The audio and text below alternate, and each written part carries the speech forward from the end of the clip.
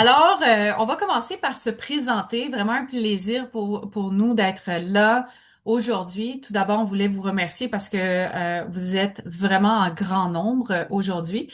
Et je vais commencer par, en fait, vous présenter deux de mes chers collègues qu'on adore travailler ensemble et qu'on passe énormément de temps ensemble.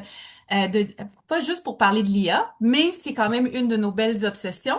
Alors, je vais commencer avec Didier Dubois, qui est associé chez nous, qui travaille en stratégie et transformation, donc qui est associé en stratégie et transformation, et Émilie Pelletier, Bonjour. qui est aussi associée stratégie et transformation chez nous, les deux étant distinction fellow de l'Ordre des CRHA. Donc, vraiment un plaisir d'être avec vous aujourd'hui pour ce webinaire. Puis je vais me présenter par la même occasion, Jennifer Gabriel. Je ne suis malheureusement pas distinction fellow. Ça s'en vient, je suis sûre.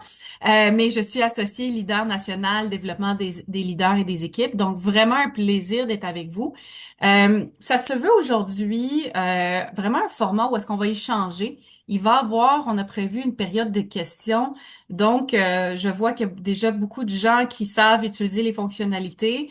Ne vous inquiétez pas, vous allez pouvoir déposer vos questions et vers la fin, on va pouvoir prendre quelques questions. Étant donné qu'on va être beaucoup, malheureusement, on pourra peut-être pas répondre à toutes les questions, mais ça sera une bonne occasion pour nous de peut-être vous revenir avec les réponses si jamais on n'a pas le temps. Donc, on va vraiment se lancer. Et je vais commencer en fait par poser une question, tiens, à Didier.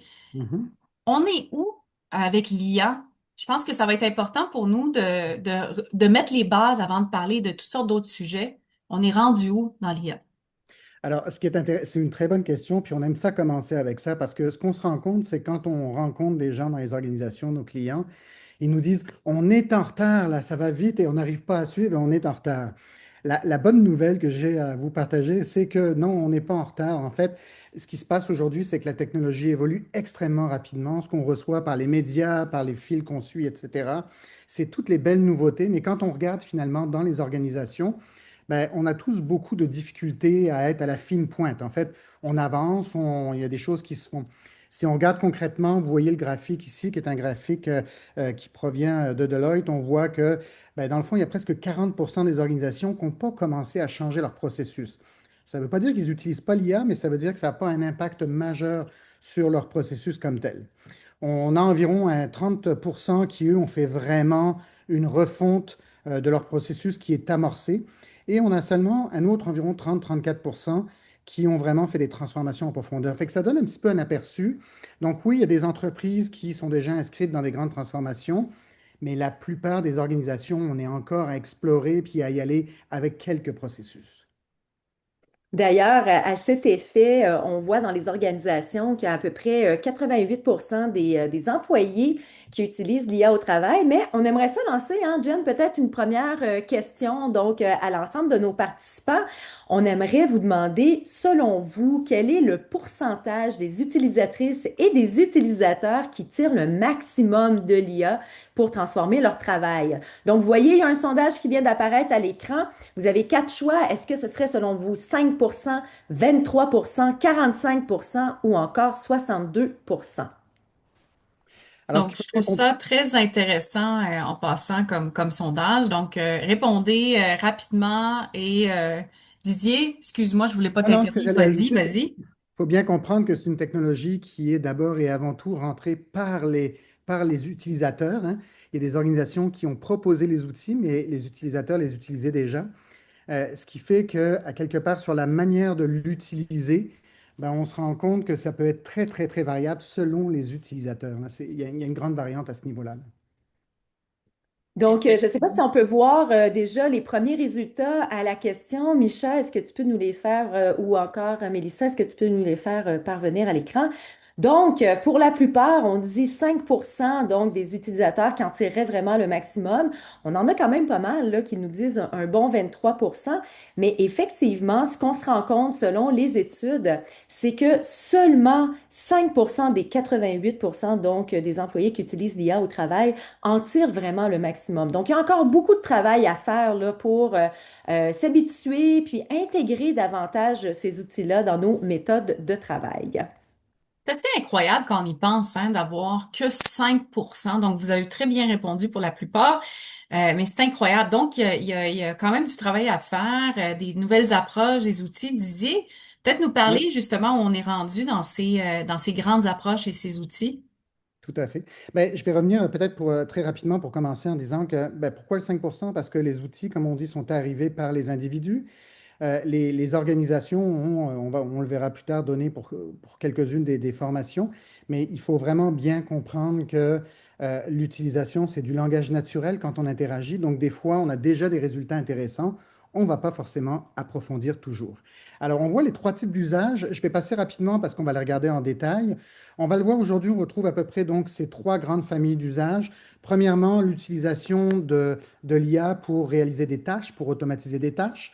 Deuxièmement, de l'automatisation qui est intégrée dans des processus. Puis finalement, il ne faut pas l'oublier, ben, la plupart des outils qu'on utilise intègrent progressivement de l'IA. Je pense à nos outils de productivité courants. Donc, ben, on l'utilise aussi à travers ces outils-là. Donc, peut-être si on regarde justement la première famille d'outils, c'est peut-être celle avec laquelle vous êtes tous et toutes les plus familiers, c'est nos fameux agents généralistes. Donc, on retrouve Gemini, Copilot, ChatGPT, Claude, entre autres. Et habituellement, on va utiliser ces outils-là pour différentes raisons, hein. On les a vite adoptés, entre autres, pour nous aider dans la rédaction de courriels ou encore pour faire des résumés de rencontres ou faire des résumés de textes. Bref, on se rend compte que c'est vraiment la première étape qu'on a franchie avec l'utilisation de l'IA. On a encore des choses à maximiser. Comme par exemple en conférence, on dit régulièrement ne restez pas seulement sur une seule IA.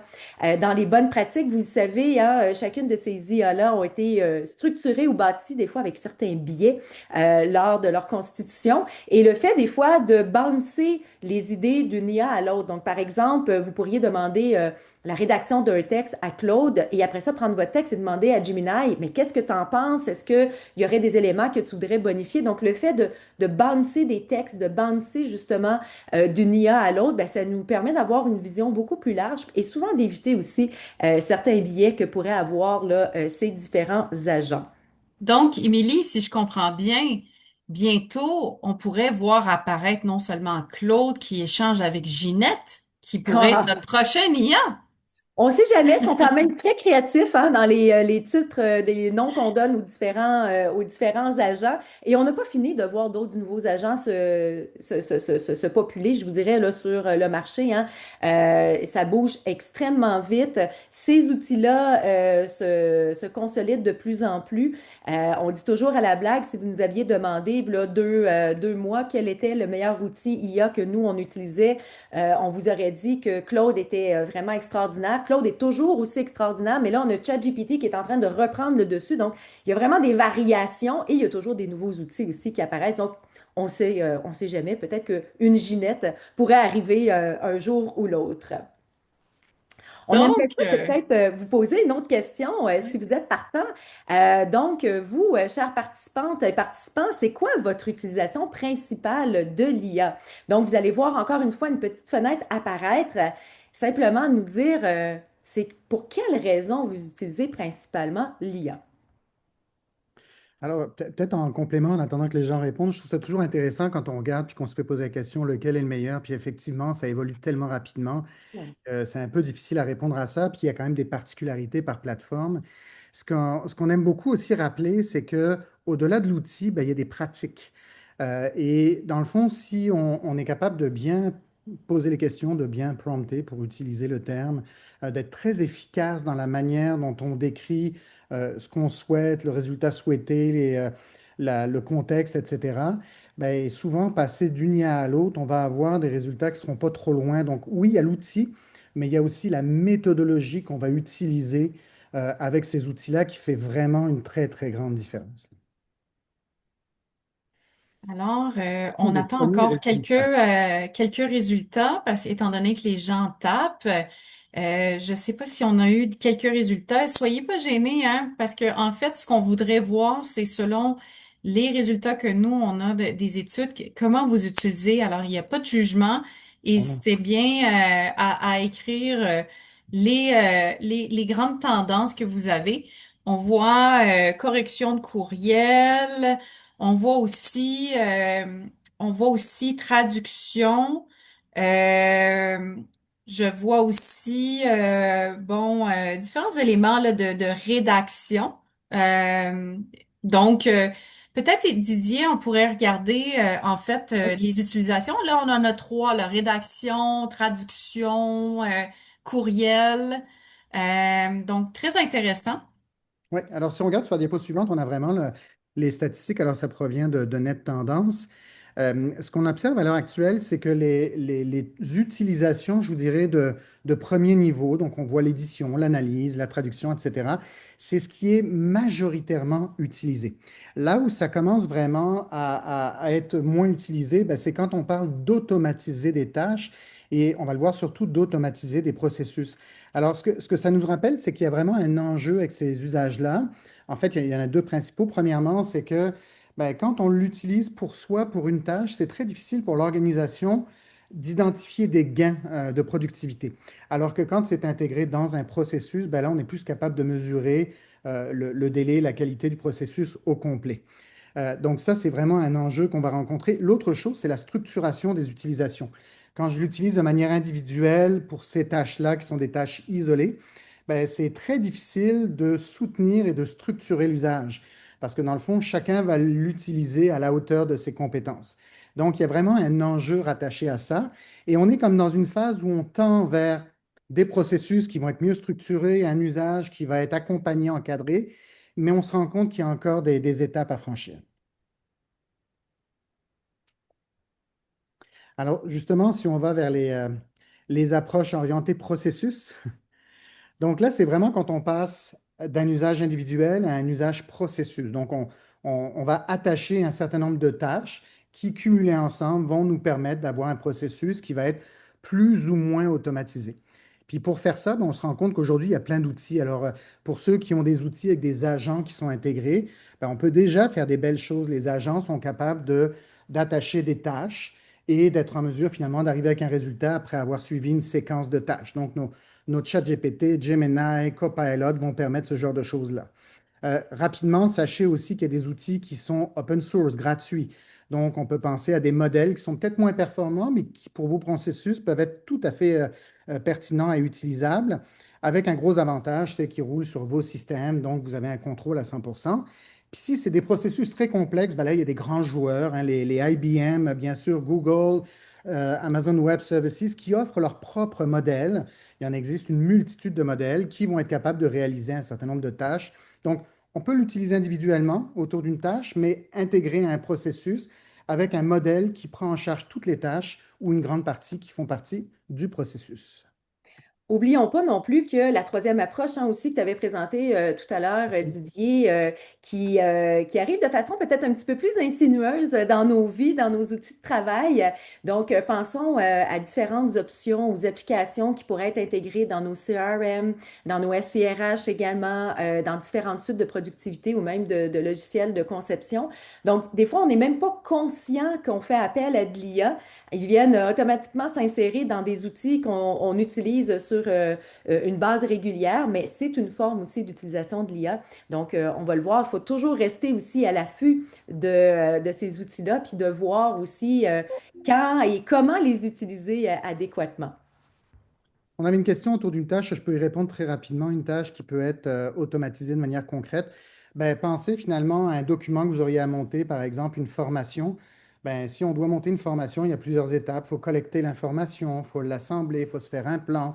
Après ça, il faut agréger le contenu, le rendre intelligible, rajouter du visuel, etc. Ben, toutes ces tâches-là, qui sont des tâches qui sont individuelles, peuvent être éventuellement attachées à travers un processus où l'IA et l'humain vont collaborer tout au long du processus avec plus ou moins d'autonomie pour l'IA.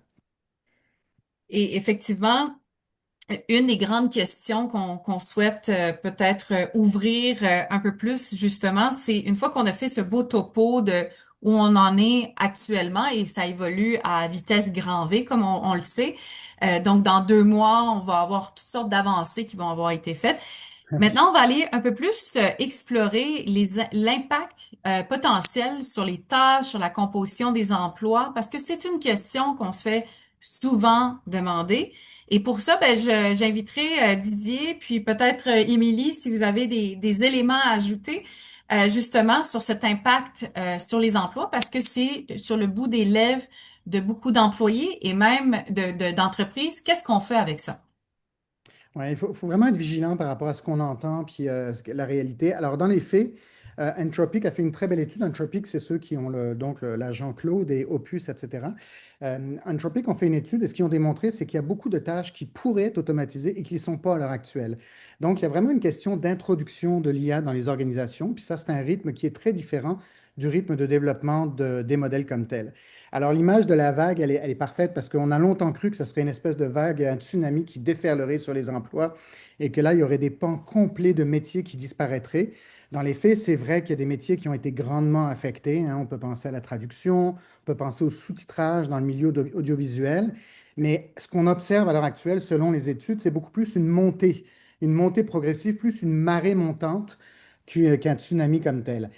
Par contre, il faut vraiment se poser la question dans nos organisations, ben, quand on regarde nos postes, quels sont les postes qui sont le plus à risque, puis qu'est-ce qu'on peut faire pour qu'ils soient moins à risque, et quels sont les postes qui risquent d'être moins atteints finalement par l'automatisation de tâches. Si on regarde peut-être l'impact potentiel sur les individus, je vous reposerai peut-être une autre petite question à vous, chers participants. Selon vous, c'est quoi les compétences qui pourraient être justement affectées par l'utilisation de l'IA? Donc, vous avez la petite fenêtre qui vient encore d'apparaître à l'écran. On va vous laisser quelques petites secondes pour pouvoir répondre à cette question. Alors ça va être très intéressant, les réponses qu'on va recevoir, parce qu'évidemment, on va parler de leadership, on va parler du leadership augmenté. Donc, je Mhm. vous invite aussi à penser à ces compétences qui pourraient être affectées positivement, négativement, peu importe, avec l'utilisation de l'IA. Oui, puis pendant que les gens répondent, un élément en complément à ce que Didier mentionnait, c'est que oui, beaucoup d'organisations ont vu arriver l'IA comme étant un peu la source magique, hein, l'outil magique qui rentre dans nos organisations. Mais gardons en tête que comme tout outil technologique, la plupart de nos employés, un peu comme l'utilisation d'Excel, un peu comme l'utilisation d'un Word, en connaissent quelques fonctionnalités, celles avec lesquelles ils sont les plus à l'aise ou qu'ils ont peut-être le plus besoin régulièrement. Mais ce qu'on se rend compte de façon générale, c'est que c'est beaucoup plus large que ça, puis il y a beaucoup plus de fonctionnalités et on pourrait aller beaucoup plus loin, mais on n'est pas encore rendu à ce niveau-là dans nos organisations. Donc, encore du travail, comme on le mentionnait tout à l'heure, à faire. Alors, est-ce qu'on a quelques résultats qui semblent émerger au niveau des compétences qui pourraient être affectées? Alors, il faut simplement fermer le sondage pour être capable d'avoir quelques résultats. On voit quelques résultats, je crois, qui commencent à Oui, on apparaître. a tout ce qui va être le jugement, hein, effectivement, qui risque d'être affecté par les compétences, justement, affecté par l'utilisation de l'IA. Puis c'est un point sur lequel on va revenir tout à l'heure parce qu'effectivement, c'est un point qui est vraiment très, très, très important, tout ce qui est l'esprit critique, le jugement, tout ce qui va être autour de la rédaction aussi, hein. Je rencontre de plus en plus de professionnels qui me disent, ben, j'aime mieux continuer à écrire un premier jet, puis après ça, de valider avec l'IA si on pourrait pas fluidifier le texte, le clarifier, etc., plutôt que de perdre mes réflexes de rédaction. Puis c'est vrai que si on dépend trop de la technologie, ça peut potentiellement avoir aussi de l'impact, on va le voir. Et tout ce qui va être au niveau de la traduction, de la communication, on le voit là, ça fait partie là, des compétences qui potentiellement pourraient être impactées par l'IA. Rapidement, l'exemple qu'on donne toujours, hein, c'est le fameux GPS. Hmm. Je ne sais pas s'il y en a qui ont été en vacances, qui ont essayé de conduire sans GPS dans un endroit qu'ils ne connaissent pas. On est rendu tellement habitué à l'utilisation du GPS qu'on en perd certaines capacités finalement à prendre des repères, etc. Donc, on peut effectivement envisager, puis d'ailleurs, Émilie, je pense que tu as des études qui démontrent que oui, il y a un impact réel. Mais d'ailleurs, ça me fait penser, moi, je sors pas de chez moi, je sais pas pour vous, sans utiliser mon GPS pour faire fi aux détours et aux cônes oranges. Mais De donc, l'île de Montréal. si j'avais pas de GPS, je pense que je resterais chez nous encore plus. Oui, puis c'est très drôle parce qu'on fait que repenser à l'époque où on conduisait avec des cartes, puis on se dit, mais mon Dieu, comment on a fait pour conduire, regarder des cartes en même temps? C'était quand même Et, assez, et assez parler avec des inconnus aussi. et oui, tout à fait. Donc, on voit que ça a beaucoup évolué à travers le temps. Donc, des études super intéressantes, effectivement, comme tu mentionnais, Didier, qui nous démontrent que dans les différents impacts potentiels, ben, le premier, c'est le paradoxe justement de l'automatisation. Ce qu'on se rend compte, c'est que si effectivement on utilise beaucoup la technologie, qu'on se fie beaucoup sur la technologie, ben, il y a certains réflexes, comme je parlais tantôt de la rédaction, qui risquent de devenir moins naturel chez les individus et ce sont des capacités qu'on ne veut pas nécessairement perdre non plus.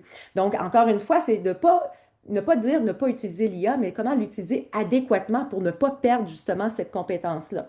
Et l'autre élément, ben, c'est justement lié à ce que tu mentionnais, Didier, avec ton GPS, c'est que si effectivement on se rend compte que la technologie est meilleure que nous, pour faire une tâche, comme l'utilisation de GPS pour nous amener à bonne destination, ben, on a tendance à confier et à faire confiance à la technologie et à ne peut-être pas nécessairement faire preuve d'esprit critique ou de jugement par rapport à qu'est-ce qui nous est proposé.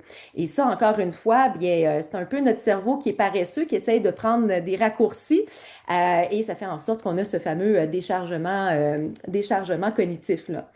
Vous l'avez mentionné aussi, hein, tout ce qui est au niveau de l'esprit critique.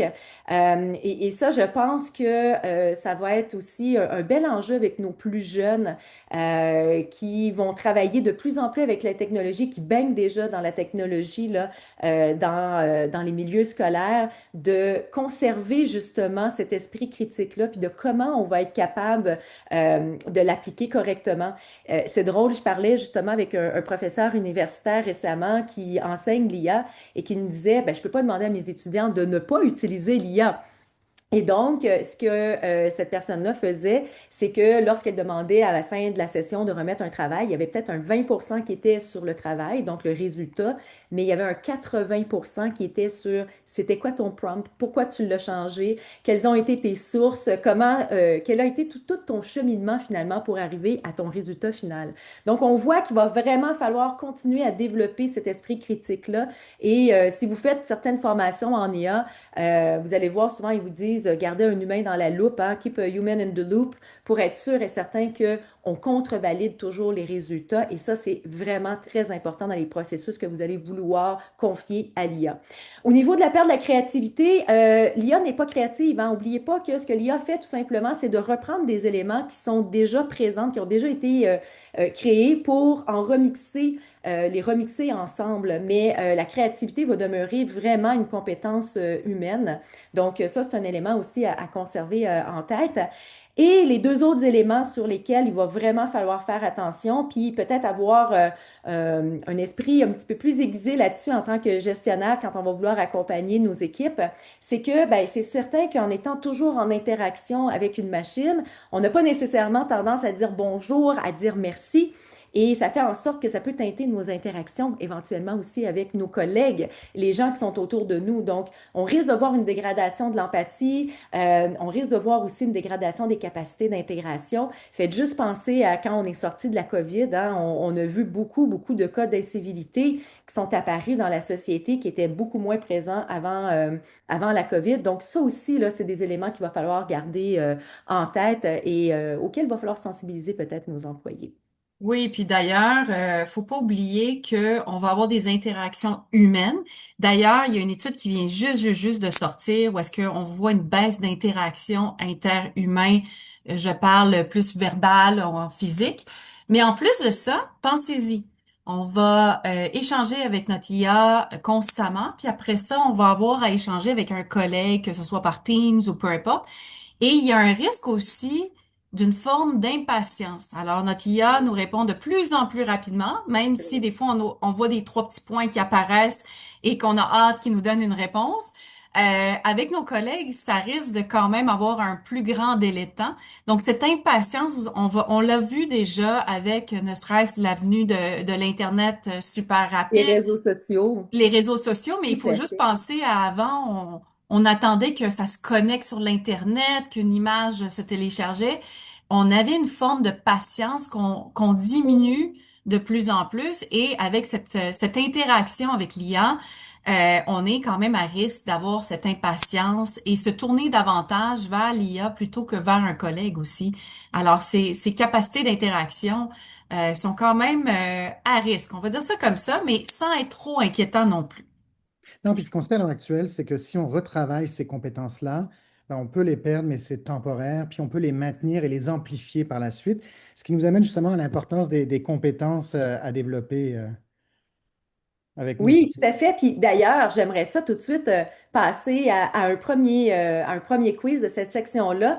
Si on additionne le temps que vous passez à échanger avec vos outils IA, on aimerait savoir, on est curieux, combien d'heures par semaine utilisez-vous l'IA?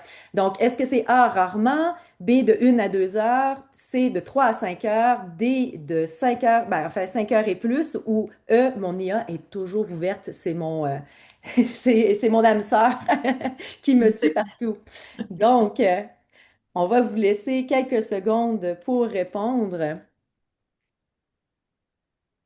Mais c'est toujours intéressant de voir les résultats de cette question-là parce que habituellement, on voit une augmentation de mois en mois. Donc, c'est quand même assez intéressant.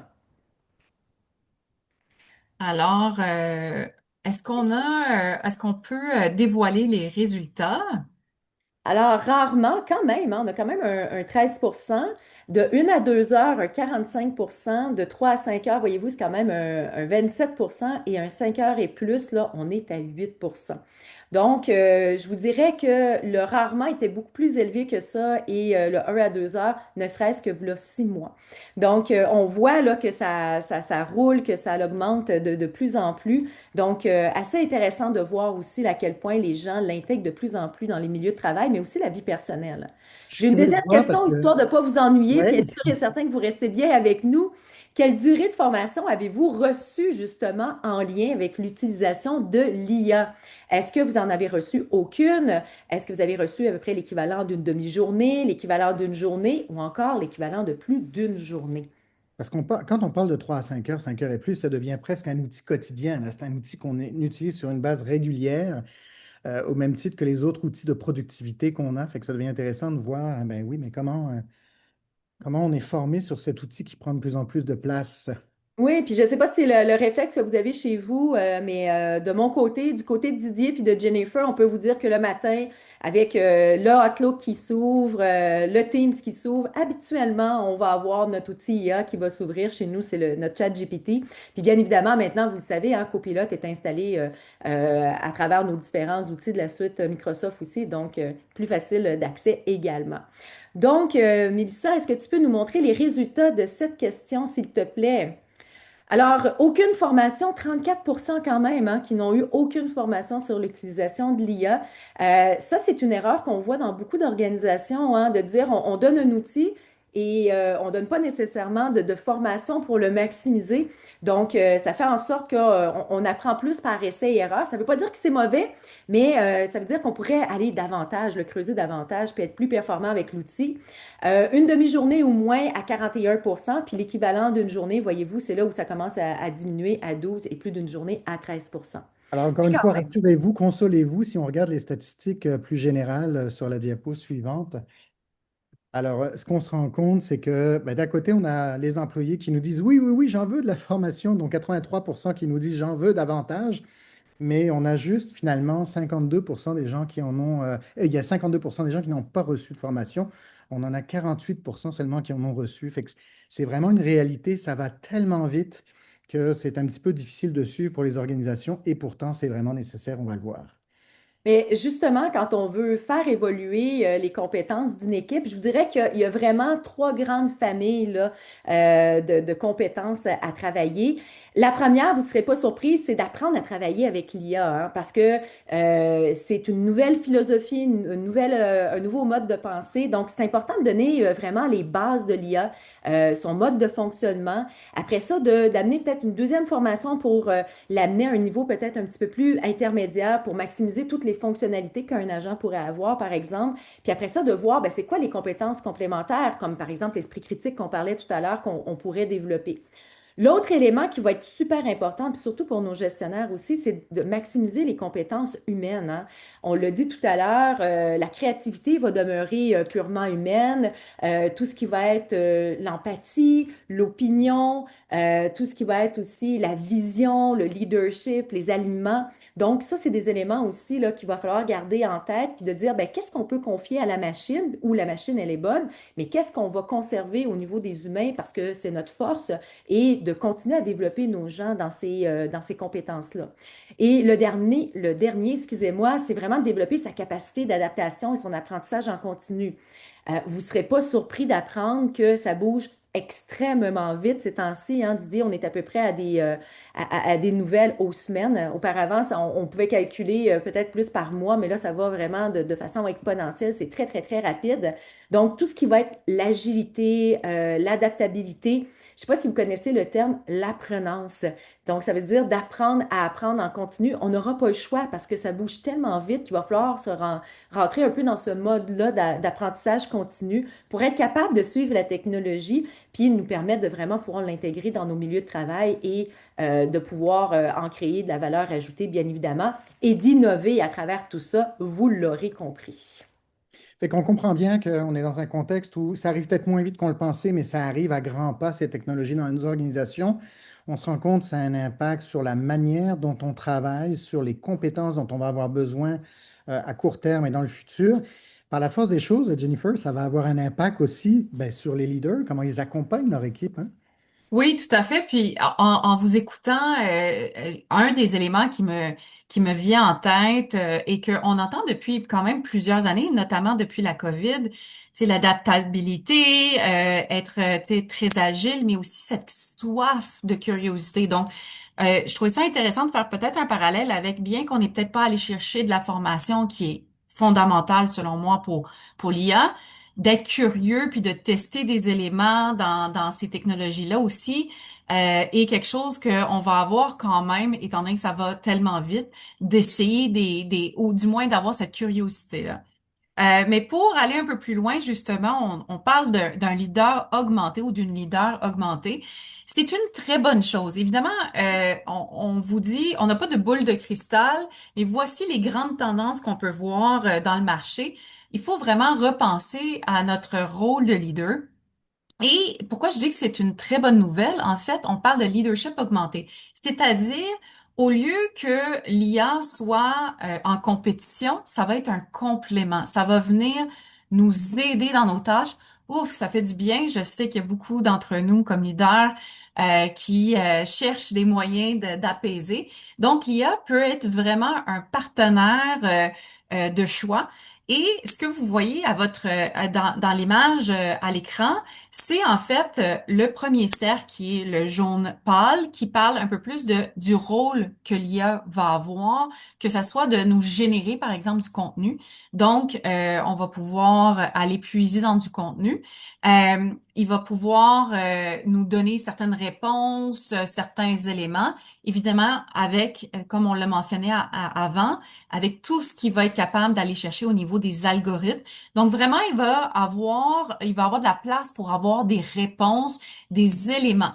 Maintenant, ce qui est important à retenir, c'est justement quand on repense à notre rôle de leader, c'est justement de prendre par exemple ce contenu et de le contextualiser. C'est-à-dire que la grande force de nos leaders de demain, ça va être d'avoir cette manne d'informations et qu'est-ce qu'on fait avec cette information-là et comment on pose des questions, comment on développe le sens critique, comment on utilise notre jugement pour faire du ménage dans cette manne d'informations que l'IA va pouvoir nous donner. Et évidemment, ben, Émilie aussi l'a mentionné, et Didier, il y a l'aspect cœur, l'aspect empathique, l'aspect inspiration, l'aspect humain qui va nous rester. Donc, fondamentalement, si on regarde ça, toutes les tâches, puis on va aller un peu plus en profondeur, mais toutes les tâches plus qu'on peut automatiser ou quoi que ce soit, on va libérer le leader pour que vraiment il prenne une place prépondérante dans ce grand cercle jaune où est-ce qu'il va avoir cette importance cruciale. Puis, si vous voulez le regarder d'une autre façon, c'est qu'on n'aura plus besoin comme leader d'être nécessairement un expert de la matière, mais plutôt un expert des gens, un expert des équipes, ce qui est vraiment positif parce que c'est de plus en plus parce qu'on tend.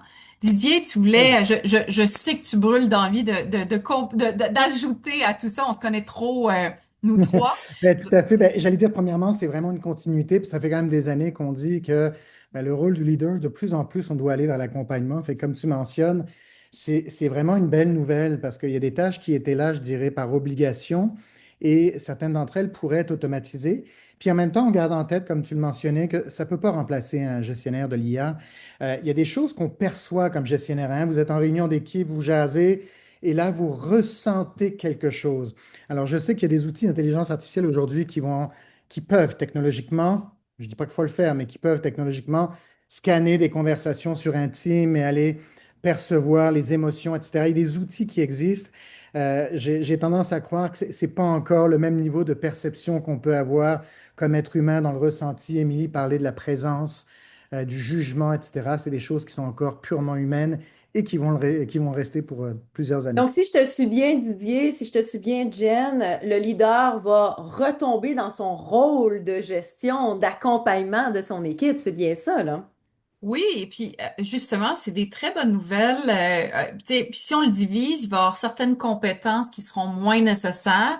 Il y a certaines compétences qui vont être amplifiées, puis il y a certaines compétences qui seront non remplaçables. Fait que c'est ce qui va être intéressant à explorer davantage, mais effectivement, la réponse courte, Émilie, c'est que c'est des très bonnes nouvelles pour tout le monde, parce qu'on va pouvoir focuser enfin vraiment sur l'humain et sur l'expérience qu'on veut que nos équipes vivent au quotidien. Fait que dans les compétences, certaines compétences, encore une fois, on réitère, on n'a pas de boule de cristal, mais on a des fortes tendances, des compétences qui seront moins nécessaires. Ça veut pas dire qu'ils vont être éliminés complètement. Ça va vraiment dépendre de l'utilisation de l'IA.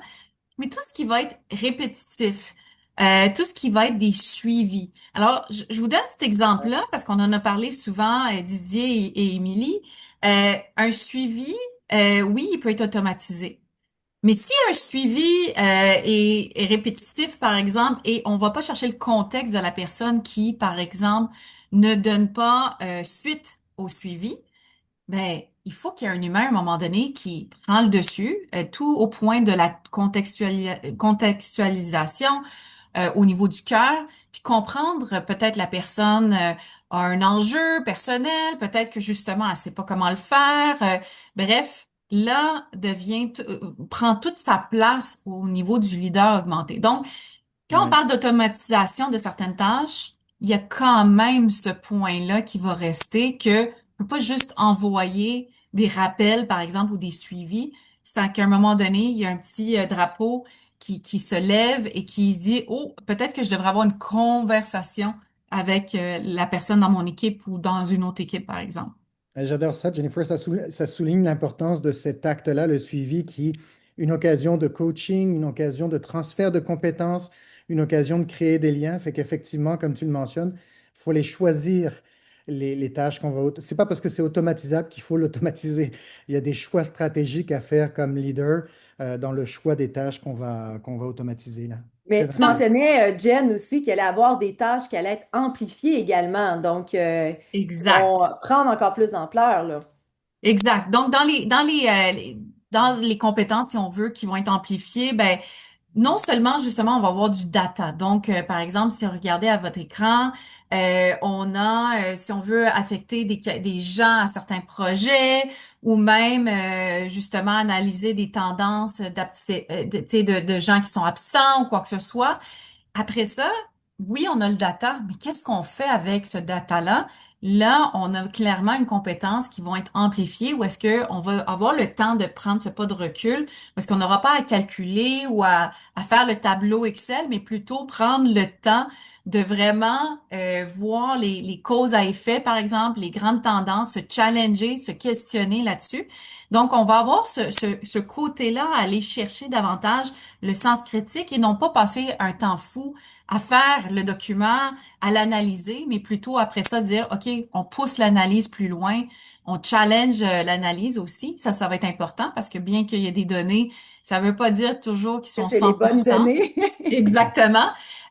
Donc, il va avoir clairement cet élément-là. Puis, j'ai envie de vous donner un autre exemple vraiment, vraiment simple. Vous savez, on peut automatiser beaucoup de choses, mais oubliez jamais que l'interaction humaine peut être très importante à des moments clés qui ont l'air anodins. Donc, des fois, d'être accueilli par un IA, que ce soit pour un service à la clientèle ou que ce soit pour une gestion de plainte, bien que ça pourrait être très utile, des fois, le petit clin d'œil au point Didier, c'est ce petit effort de plus de manière consciente et intentionnelle va nous aider à retourner la situation d'une autre façon, quoi que ce soit. Donc, quand pense au leadership, il faut aussi prendre un pas de recul individuellement et collectivement, évidemment, mais individuellement, puis dire qu'est-ce il doit rester absolument dans mon rôle comme leader qui va faire la différence. Et des fois, c'est des choses que on n'aime pas faire, mais qu'on sait au fond, fond, fond, fond de nous qui sont importantes à faire. Je sais parce qu'on est tous des Ouais. gestionnaires autour de l'écran et par moments, on aimerait qu'il y a le face à notre place. Puis il y a des fois des compétences avec lesquelles on est moins à l'aise. Donner des rétroactions, par exemple, Ouais. faire du feed-forward, là, c'est pas toujours facile, on ne sait pas comment. Mais si je sais que ça va être quelque chose qui va prendre beaucoup de valeur, ben, ça me permet de m'inscrire progressivement dans le développement de cette compétence-là. Fait que c'est des choses très intéressantes là, à savoir. Ben justement, je pense que ça rentre dans les compétences qui vont demeurer non remplaçables, hein, Jen, par 100%. l'IA pour le gestionnaire, là. 100%, on pense à inspirer, mobiliser. Vous aurez beau avoir un beau robot ou même un IA qui a, tu sais, une voix douce, pourra pas inspirer autant. Non. Tout ce qui est négociation avec des jeux de coulisses, de la contextualisation, des émotions humaines, parce que c'est des fois l'ego, hein, en ego qui peut faire toute la différence. Puis aussi prendre des décisions stratégiques en temps de crise, plus spécifiquement. Oui, il y a les tenants et aboutissants, mais des fois, il y a la rapidité et l'information est fragmentaire. Donc, à un moment donné, des fois, il faut prendre des décisions qui sont pas 100% avec l'information et on y va un peu avec notre expérience, notre bagage, nos réflexes. Pas toujours les bonnes décisions, mais on fait du mieux qu'on peut. Et ça va être quand même difficile avec l'IA. Oui, on peut lui donner des contextes, quoi que ce soit, mais des fois, il y a des choses là qui sont innées chez nous comme humains. Donc ça va être non remplaçable, définitivement. On va continuer à avoir, heureusement, des interactions humaines avec des humains. Euh, et puis après ça, ben, il y a toutes les compétences qu'on va avoir à peut-être rehausser. Moi, j'ai envie de dire rehausser, développer encore plus. Puis au point Didier, qui était un excellent point, ça date pas de hier. Donc, vous n'allez pas tomber de votre chaise en vous disant, OK, il faut que je travaille là-dessus ou là-dessus. C'est plutôt maintenant et le moment de vraiment miser là-dessus dans vos organisations. Parce que comme Émilie et Didier l'ont mentionné tout au long du webinaire, ça s'en vient peut-être pas à vitesse grand V dans le sens comme une vague, mais ça s'en vient et petit peu par petit peu, vous allez voir les conséquences si on prépare pas nos leaders à ces compétences-là. Donc, autant, comme Émilie l'a mentionné, la littératie, d'être curieux sur l'IA. On ne demande pas que tout le monde soit des experts là-dessus, mais qu'il y ait une curiosité, mais aussi dans tout ce qui est compétences clés, tout ce qui va aider au développement en continu. Donc, ce mindset-là d'être en développement en continu et cette curiosité va aider évidemment non seulement le leader, mais les équipes à être un peu moins réfractaires au changement. Là, on parle d'agilité, on parle de différents éléments. Et ça Je- m'amène justement, on travaille énormément déjà, vous accompagnez Émilie Didier, moi-même, beaucoup de leaders, beaucoup d'équipes de gestion, des exécutifs. On a déjà développé des parcours pour justement aider ces leaders à être des leaders augmentés.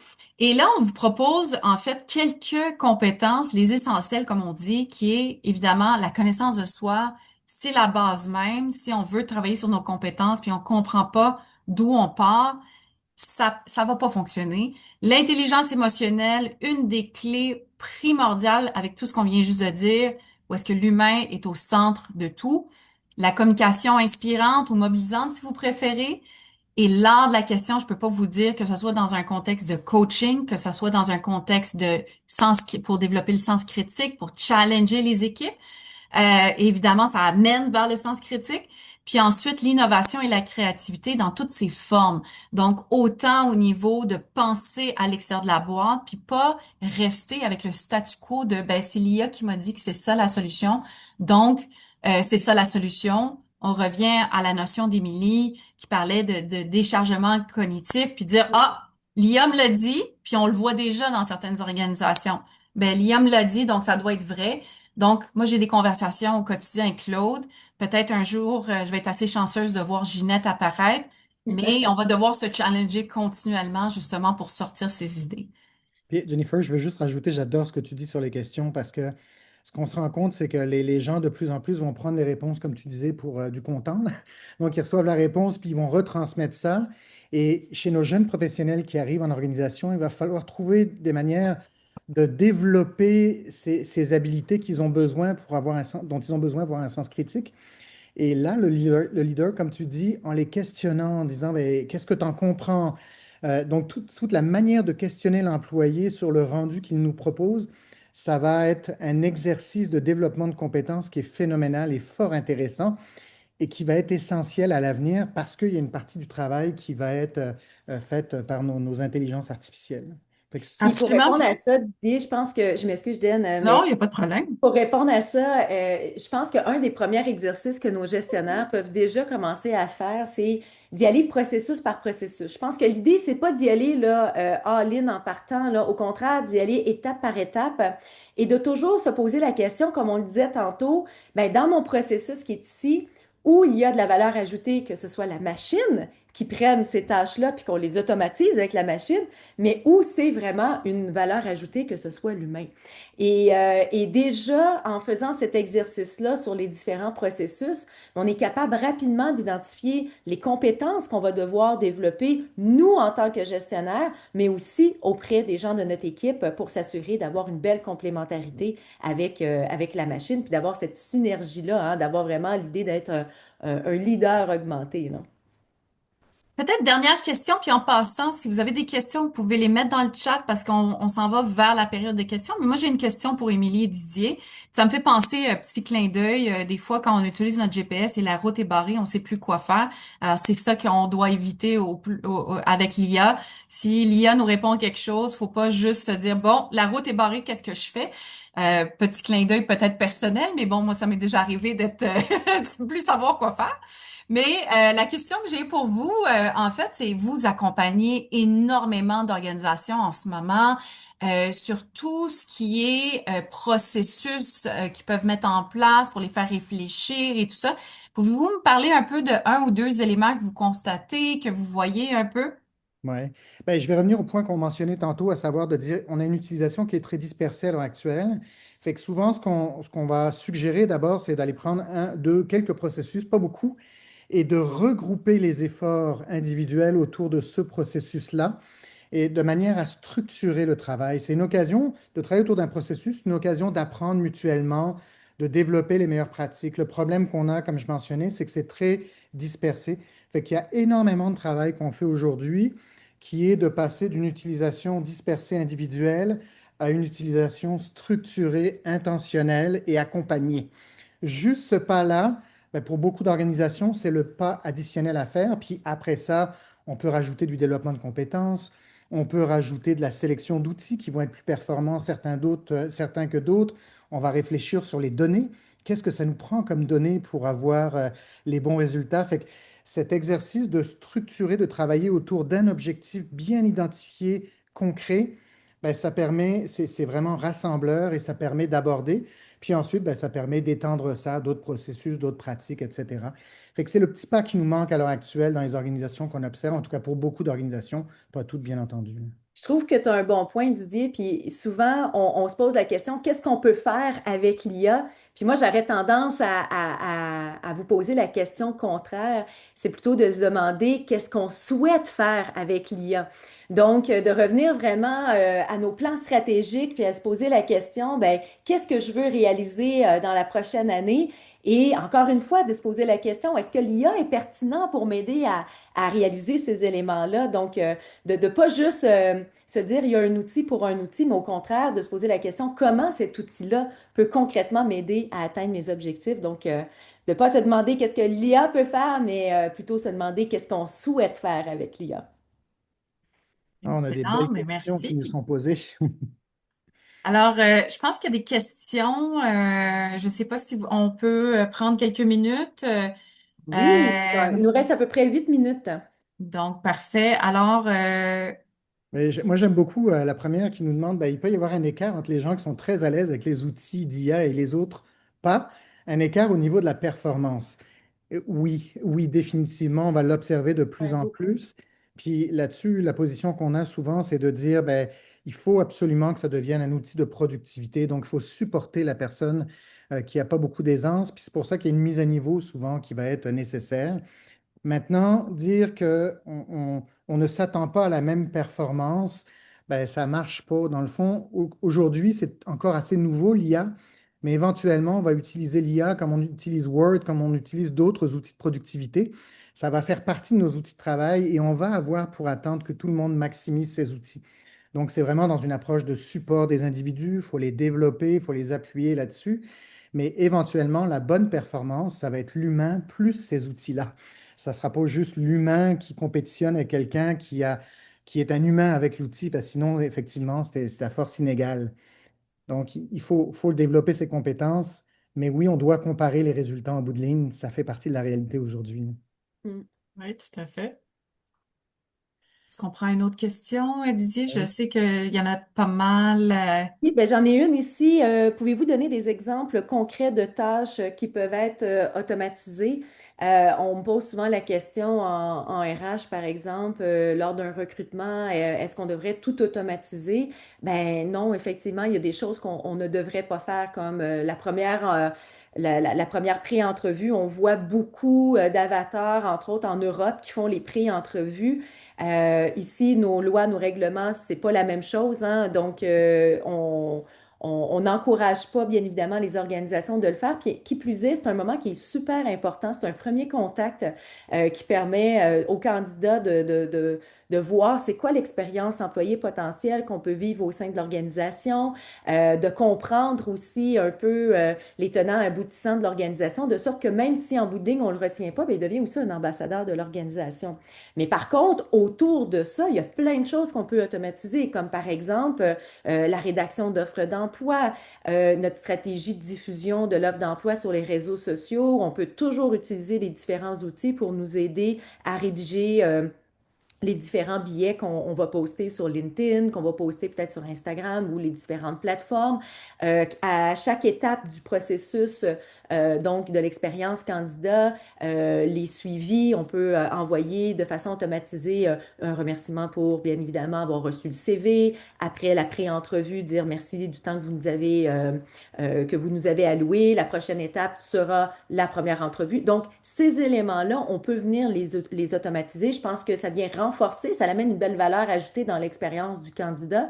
Mais quand vient le temps d'avoir des moments clés qui font toute la différence dans l'expérience candidat, qui vont faire la différence dans le choix du candidat de vous choisir comme employeur ou pas, bien là, c'est important d'avoir un contact humain. Donc, c'est un exemple où on peut venir justement là, automatiser certaines tâches. Super. Puis moi, j'ai vu une question, comment les programmes de leadership sont appelés à évoluer en prenant en compte les nouvelles capacités d'IA et le nouveau contexte de travail? Peut-être une petite mention d'abord. Dans le shift de leader augmenté, on va aller moins vers le technique et beaucoup plus, comme on disait, vers les compétences tu sais, humaines et quoi que ce soit. Puis qu'est-ce que ça va changer? Ben, on va avoir à inclure un peu plus, comme on l'a mentionné, la littératie IA probablement aussi le prompting stratégique, là, donc comment poser des bonnes questions à l'IA, non seulement à nos équipes, mais aussi à l'IA. Aussi, toute la gouvernance, ça va être probablement quelque chose à réfléchir, des usages, tu sais, comment on l'utilise et tout ça au sein de l'organisation. Il va y avoir d'autres choses qui vont régir.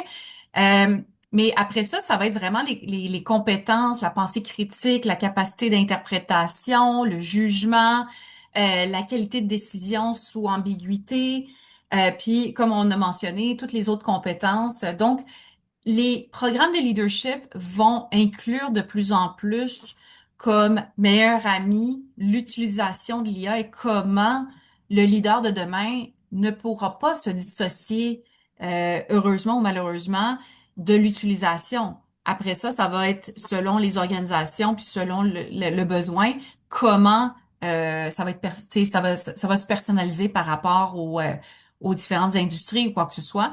Mais clairement, on voit une lourde tendance vers ce que je viens juste de mentionner.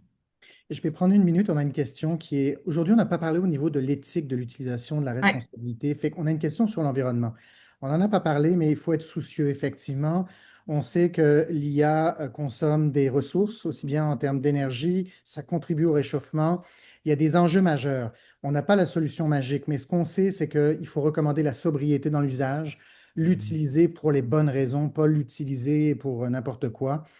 Donc ça fait partie de la réponse. Deuxièmement, choisir les outils. Il y a des outils qu'on peut faire localement qui vont donc moins consommer que des outils qui sont dans des grands centres de données. Ça fait partie d'eux. Après ça, il y a des choix stratégiques aussi. Je vous dirais que manger un hamburger, ça consomme énormément d'eau. Parce que pour produire ce hamburger-là, donc il y a des choix à faire sociétalement, mais c'est une question qui est très justifiée et qu'il faut aborder dans l'organisation pour développer des réflexes de saine utilisation de ces outils-là. Il ne faut pas les utiliser à tout vent, là. Il faut que ce soit une utilisation rationnelle. Non, puis c'est important aussi de comprendre les différents modèles d'IA. Donc, c'est pour ça toute la littératie qu'on disait tantôt, de développer ces connaissances-là sont vraiment importants parce que il y a des modèles où on va beaucoup plus en profondeur et effectivement qu'il y a beaucoup plus d'impact sur l'environnement. Mais quand on fait une analyse approfondie, on en a besoin. Alors que si on a besoin juste d'une aide rédactionnelle d'un courriel, par exemple, c'est pas le même niveau d'IA qu'on va utiliser. Puis si vous cherchez la dernière recette de Ricardo, Google fonctionne encore extrêmement bien et ça consomme beaucoup moins. Donc, il faut vraiment apprendre à bien connaître les différents niveaux d'outils pour utiliser les bons là, selon les différentes situations qui se présentent à nous. Peut-être en terminant, il y a une participante qui disait, ben, si jamais on manque de ressources de formation interne, est-ce que vous avez des ressources externes à nous recommander? Ben, c'est sûr que nous, on fait beaucoup de formations à ce niveau-là. Il y a plein de webinaires, il y a plein d'articles aussi qu'on écrit. Donc, n'hésitez pas là, à nous suivre sur les différentes plateformes là, ou de nous poser directement vos questions. Ça va toujours nous faire plaisir de demeurer disponible et de répondre à l'ensemble de vos questions. Merci à Didier, à Émilie. On est Jennifer. soucieux de notre temps.